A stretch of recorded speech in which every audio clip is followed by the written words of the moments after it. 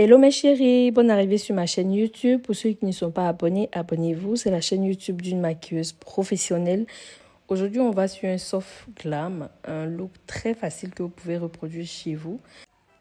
Je commence avec l'épilation des sourcils.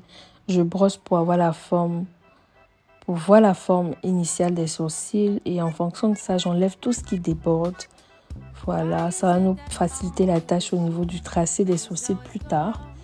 Donc, j'enlève uniquement ce qui déborde avant de passer à l'étape supérieure qui est le nettoyage. Le nettoyage de la peau, j'ai tellement de choses à dire dessus. Même quand ma cliente sort de la douche, je prends le temps de nettoyer la peau parce que le savon et l'eau n'enlèvent pas forcément en profondeur toutes les impuretés de la peau. Alors que c'est important d'avoir un visage propre pour avoir une longue durée au niveau du maquillage. Donc je prends le temps de nettoyer. Là j'utilise une lingette et mon eau micellaire de chez Missmetic. Tous les produits seront mentionnés en description. Donc ne vous inquiétez pas si je ne donne pas les marques forcément dans la voix off. Ne vous inquiétez pas. Regardez juste la description. Vous aurez tout ce qu'il faut, la teinte et tout ça. Ensuite, je passe à l'étape suivante qui est l'hydratation. L'hydratation de la peau, c'est très important. Il y a plusieurs formes d'hydratation. Et il y a plusieurs hydratants sur le marché, spray, crème. Il y a même des hydratants à base d'eau. Donc, tout dépend du type de peau que vous avez. Et là, j'utilise le spray de chez Urban Decay que je fais sécher. Je tapote pour vraiment apporter cette hydratation, ce glow, comme on dit, à la peau avant de passer à une autre étape de l'hydratation.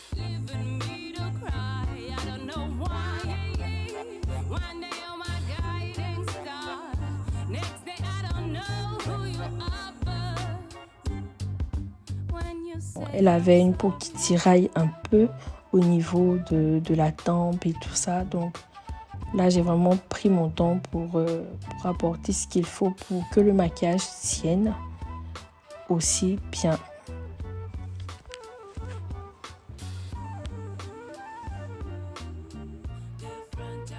Après chaque étape, si vous remarquez, je prends le temps de sécher. C'est très important de sécher, de masser, de masser, de masser. Là, j'applique une base accrocheuse que je vais laisser sécher encore une fois avant d'appliquer mon fond de teint. J'utilise le Dior que je mélange avec le Estée Lauder. Pourquoi? Parce que là, c'est un soft glam et je recherche une couvrance moyenne et légère et naturelle. Donc, tout dépend de la peau de la cliente. Si la cliente a besoin de plus de couvrance, j'ai d'autres fonds de teint, voilà, que j'utilise et qui me donnent une couvrance vraiment au top. Mais la plupart des fonds de teint que j'ai, même étant couvrants, sont affinés naturels. Parce que vous me connaissez, hein, j'aime les finis naturels.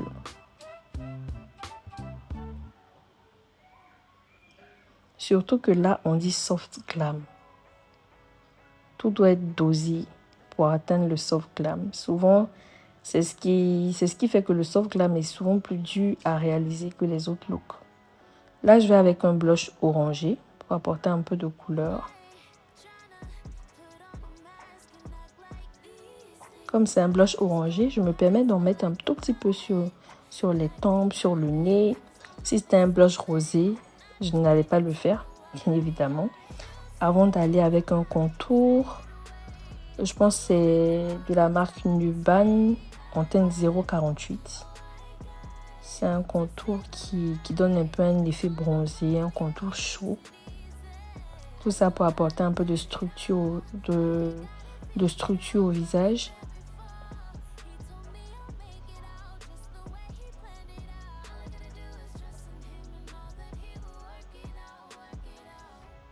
Pour l'anti-cerne, c'est Pat McGrath, la marque Pat McGrath. Je vais avec un anti-cerne qui est légèrement plus clair qu'elle, disons même de sa teinte, qui se font très bien au fond de teint. Et regardez comment j'applique.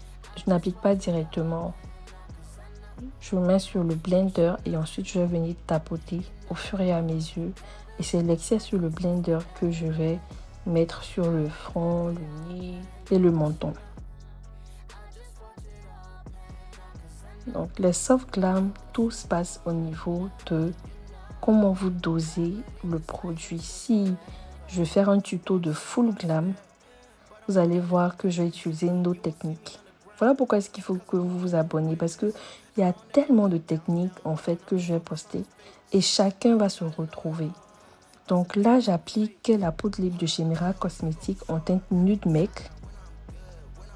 Voilà, j'applique sur les zones où j'ai mis l'anti-cerne, le bas des yeux, le front, le nez. Je prends le temps de vérifier qu'il n'y a pas de plis au niveau du bas des yeux parce que elle bouge. On bouge les yeux, c'est normal, mais il faut qu'il n'y ait pas de plis avant de poudrer pour avoir une très belle finition au niveau du bas des yeux.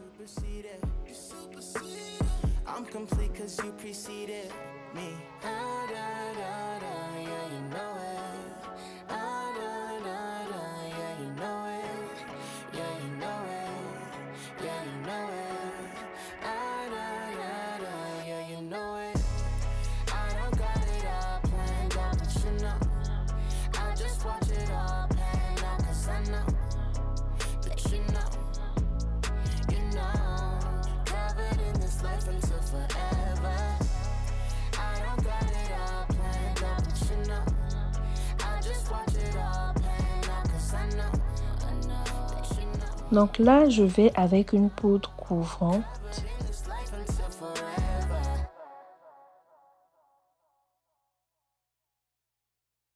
Là, je vais avec une poudre à haute couvrance.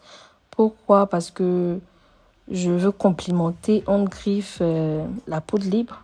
Vous savez très bien, les poudres libres apportent la couleur, certes, mais elles n'ont pas forcément une couvrance très haute. Voilà. Donc, comme je veux bien renforcer ce côté couvrant, mais à des zones ciblées, c'est pour cela que je suis allée avec une poudre couvrante juste au bas des yeux. Et je suis allée avec la Make Up Forever avant de venir appliquer le bronzer de chez Fenty. C'est une poudre que j'utilise en bronzer. Je pense la teinte la plus foncée. Elle est super en bronzer pour peau noire. Franchement, si vous êtes maquilleur et si vous avez la même teinte qu'elle, courez l'acheter, je l'aime beaucoup.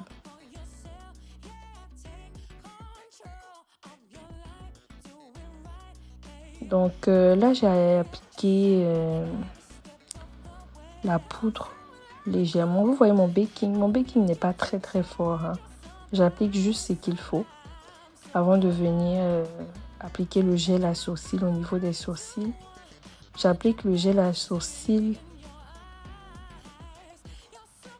et je donne une forme naturelle. Ok, je peigne pour aller vers le haut, mais je donne une forme naturelle. Je peigne pas tout droit, tout raide, non. Si vous remarquez, vers le haut, mais de manière naturelle. Là, ils ont l'air trop, mais ne vous inquiétez pas, ils vont sécher.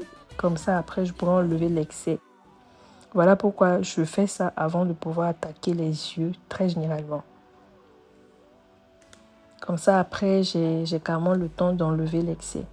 Là, je viens avec le One Size.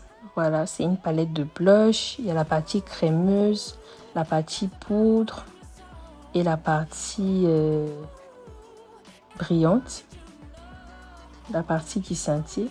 Mais comme c'est un monochrome, je vais qu'utiliser la partie crème comme base. Et ensuite, je vais venir poudrer avec la partie poudre, mais de la même couleur, bien sûr. Je fais des formes circulaires pour avoir le côté fondu. Ensuite, dans le centre, je tapote.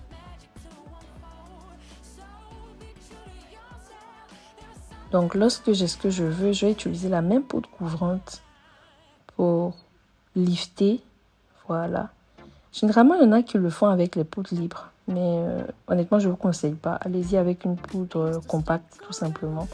Vous aurez un très beau rendu, surtout si la poudre compacte est couvrante. Voilà. Donc, c'est la même poudre que j'ai utilisée pour complémenter la poudre libre que j'utilise pour cela. Après cela, je vais tracer un liner venant du bas des yeux. et mesurer les faux cils, toujours, pour avoir exactement la forme qu'il faut et l'excès qu'il faut couper, bien évidemment, pour ne pas que les faux cils puissent trop déborder, surtout que le liner vient du bas. Si les faux cils débordent, on ne verra même pas qu'il y a un tracé de liner là. Donc je prends le temps de bien mesurer. Lorsque les yeux, j'ai ce que je veux, j'ai ce monochrome orangé, je vais venir terminer mes sourcils. Donc là, vous voyez que les sourcils ont pris le temps de sécher et tout. J'utilise le crayon mat pourpre. Je vais venir complimenter les sourcils. Je vais venir compléter les sourcils. Je vais me concentrer là où il faut, la fin, et assurer le devant pour avoir un effet plus naturel.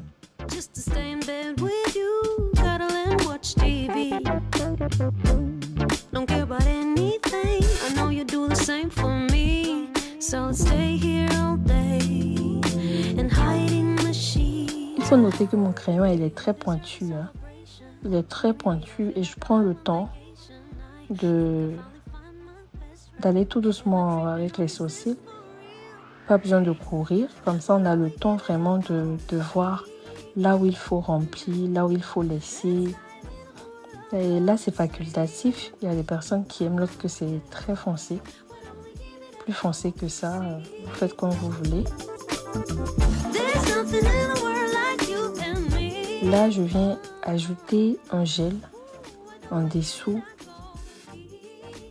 Enlever tout ce qui déborde avec un anti-cerne. Le même anti-cerne que j'ai utilisé pour le bas des yeux. Pour rester toujours dans le soft glam. Après, j'enlève l'excès du baking.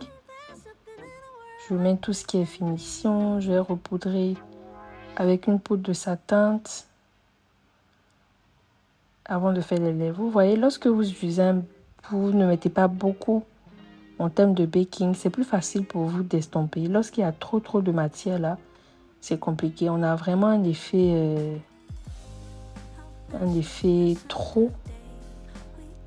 cartonné et c'est compliqué d'estomper. Donc là, j'utilise le chocolat de chez Hawaii. Le chocolat, c'est le dupe du chestnut. J'ai exactement le chestnut et croyez-moi, c'est le dupe du chestnut.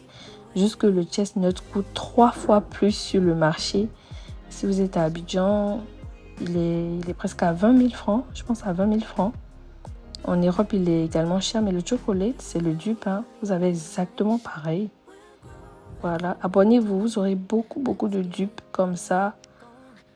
Ça va vous éviter de trop acheter des produits coûteux qui sont pareils en termes de rendu.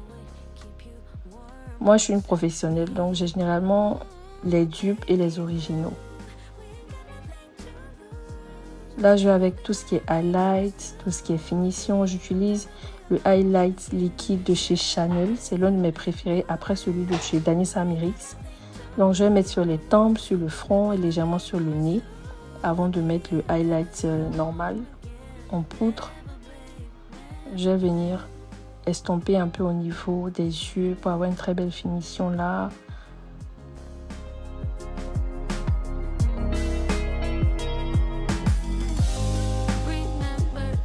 Et voilà le résultat. J'espère que vous avez aimé. À très bientôt. N'hésitez pas à commenter et surtout à partager.